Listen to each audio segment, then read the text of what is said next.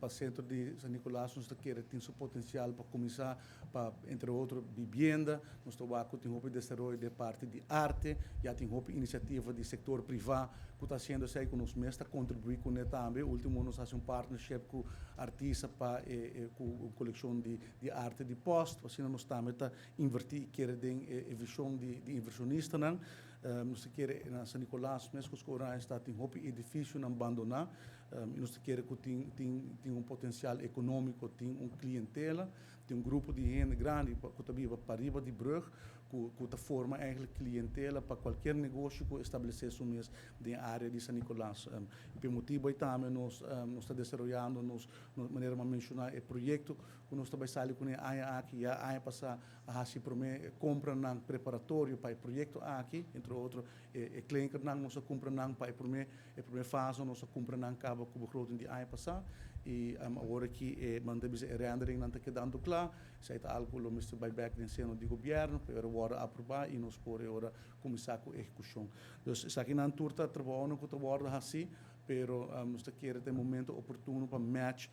iniciativa no governo com iniciativa no setor privado. Para San Nicolás é autêntico, tem cultura, história, diferente cultura na viva para hobby junto e cria Caribbean town, motivo também nós adoptar o princípio de Orange Economy e Creative Industry, que nós está estimulando para a área de San Nicolás e botinho o actor elemento não aqui complementário no outro, não está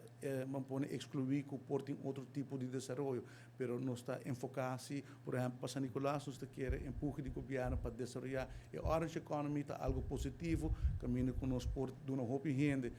trabalho em indústria mostrando que tem business models atrás e oferecer algo diferente também ao turista, por vir também para experienciar pouco mais de cultura de Aruba, pouco de arte, pouco de história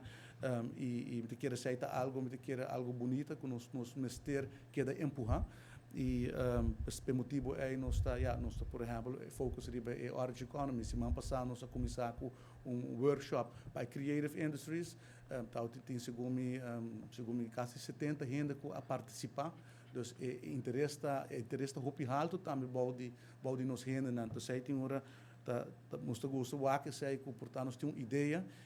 também sobre tem desenvolvimento em cabo que está andando de nosso país, então nós está pegando op, dus o biano está per se nossa ideia não que está ali de nós mesmos, mas nós está onde acaba tem maneira ânimo e ora vou ter que nós está alocar fundo no caso aqui para nós começar com